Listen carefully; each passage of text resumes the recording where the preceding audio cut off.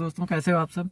दोस्तों अभी जल्दी में एक शासनादेश जारी हुआ है महिला रोजगार सेविकाओं के बारे में, जिसमें स्पष्ट किया गया है कि अगर महिला ग्राम रोजगार सेविका की शादी अन्य किसी ग्राम पंचायत में हो जाती है तो उसकी कार्यशैली पर प्रतिकूल प्रभाव पड़ रहा है। इसलिए उसका समायोजन, उसकी शादी जहां पर जिस ग्राम पंचायत में हुई है उसी ग्राम पंचायत में समायोजन किया जाए। अगर उस ग्राम पंचायत में पहले से ही कोई अन्य रोजगार सेवक या सेविका तैनात है तो उसके निकटतम जो भी ग्राम पंचायत है उस ग्राम पंचायत में उस रोजगार सेविका का समायोजन किया जाए। चूँकि शादी होने के बाद ग्राम पंचायत में जो मनरेगा के कार्य होते हैं उसमें कहीं न कहीं वो फ्लो नहीं बन पाता है, उस तेज़ी से मनरेगा के कार्य संपादित नहीं हो पाते हैं। विगत 14 वर्षों से रोजगार सेवक सेविकाएं मनरेगा योजना में योगदान दे रही हैं, इसलिए उनके पास योग्यता भी है और अनुभव भी है। अगर उनको सेवा समाप्त कर दिया जाए तब भी ये उनके भविष्य के साथ खिलवाड़ करने जैसा होगा। इसलिए अपर आयुक्त महोदय द्वारा शासनादेश जारी कर दिया गया है कि उनका जो है निष्कासन नहीं होगा। अगर शादी हो गई है तो उनको योग्यता और उनके अनुभव के आधार पर जहां पर जिस ग्राम पंचायत में शादी हुई है उस ग्राम पंचायत या उसके निकटतम जो भी ग्राम पंचायतें रिक्त पड़ी हैं जहां पर ग्राम रोजगार सेवक नहीं हैं, या अभी नई ग्राम पंचायतें जो बनी हैं स्प्लिट होकर, उन ग्राम पंचायतों में उनका समायोजन किया जाए। दोस्तों ये बहुत ही अच्छा शासनादेश है जिसका लाभ निश्चित रूप से अभी महिला रोजगार सेविकाओं को मिलेगा। सरकार की मंशा स्पष्ट है कि वो रोजगार सेवकों के बारे में कुछ अच्छा सोचने लगे हैं।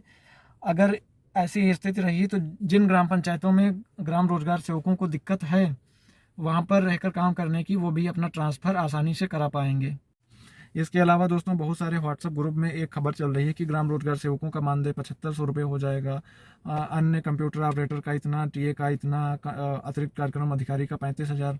तो दोस्तों ये अभी तक सही खबर नहीं है, इसकी कोई भी पुष्टि आधिकारिक रूप से नहीं हुई है। ये सिर्फ और सिर्फ इसी आधार पर लोग अपना पूर्वानुमान लगा रहे हैं, क्योंकि अभी तक जिन भी संविदा कर्मियों का या जो भी सरकारी सेवाएं दे रहे हैं उत्तर प्रदेश सरकार में, उनके 12 से 18 या मैक्सिमम 28% तक के मानदेय में बढ़ोतरी हुई है। उसी आधार पर ये लोग पूर्वानुमान लगा रहे हैं। अब ऊपर वाले के हाथ में है, माननीय योगी आदित्यनाथ जी के हाथ में है कि वो कितने सम्मान हम लोगों को देना चाहते हैं, कितना सम्मान हम लोगों को मिलने वाला है। ये उनकी मंशा पर ही क्लियर हो पाएगा 4 अक्टूबर को। बाकी आप सभी लोग संयमित रहिए, धैर्य बनाए रखिए। 4 अक्टूबर को आप समय से पहुंच जाइए, बाकी जो होता है देखा जाएगा। इसके अलावा अभी तक कोई मानदेय बढ़ोतरी की अपडेट नहीं है। ये सिर्फ और सिर्फ सम्मान कम सौदा ज़्यादा है ग्राम रोजगार सेवकों के साथ में, चूँकि अगर ये सौदा ना होता तो ये सम्मेलन या ये सम्मान इसके पहले भी रोजगार सेवकों समेत अन्य मनरेगा संविदा कर्मियों का कर चुके होते। लेकिन अब सौदे की बात यह है कि आगामी चुनाव को देखते हुए उनको पूर्वानुमान लग गया है कि जो सपा के साथ में हुआ था वो हमारे साथ में ना होने पाए। सपा को रोजगार सेवकों ने ले डाला, सपा की मंशा क्या थी और उसने क्या किया उसका नतीजा उनके सामने था। अभी समय है योगी आदित्यनाथ जी के पास में, जिन्होंने आपकी हर योजनाओं को ज़मीनी स्तर पर लागू कराने में मनरेगा योजना से पैसा लिया और आपके अन्य योजनाओं को निःशुल्क बिना किसी पारिश्रमिक लिए ज़मीनी स्तर पर जान जोखिम में डालकर कार्य किया। अभी कोविड-19 के चलते बड़े बड़े अधिकारी कर्मचारी सभी लोग दुबक के घर में बैठ गए थे।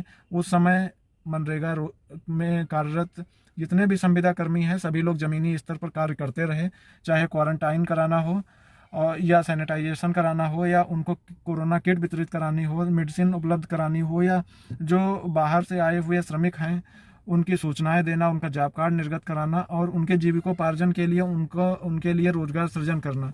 इन सभी योजनाओं में जो सहयोग मनरेगा संविदा कर्मियों ने दिया वो उसको आप भूल नहीं सकते हैं।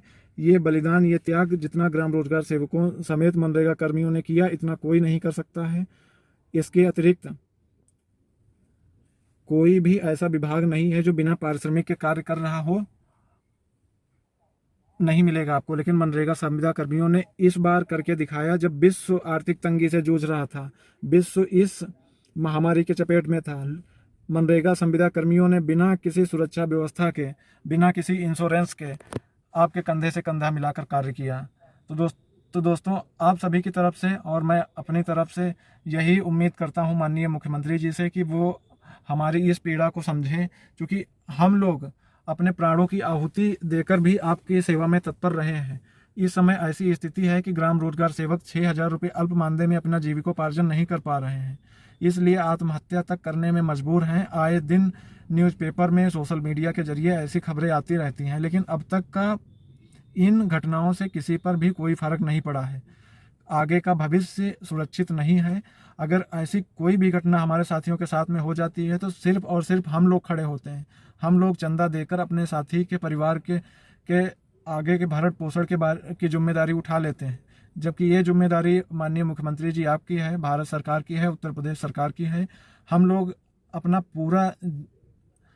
अपने ज़िंदगी का महत्वपूर्ण समय जो एक युवा लड़के में होता है, उसके भविष्य को तय करने वाला उम्र, पढ़ाई लिखाई करने वाली उम्र, वो सारी उम्र आपके लिए इस मनरेगा योजना में समर्पित कर दी है ताकि आपकी परियोजना को बेहतर बनाया जा सके। लेकिन आपने हमारे उज्जवल भविष्य के लिए अभी तक ऐसी कोई पॉलिसी नहीं बनाई है। 4 अक्टूबर को आपने सम्मान के लिए बुलाया है, हम लोगों को सम्मानित करने के लिए। तो उम्मीद है यही कि आप लोग हमारे भविष्य के बारे में कुछ अच्छा ही सोचे होंगे, इसी आशा से आ रहे हैं। उम्मीद करता हूं कि आप हमारी आशाओं पर खरे उतरेंगे और उज्जवल भविष्य की ओर अग्रसित करेंगे। जय हिंद, जय मनरेगा संविदा कर्मी संघ।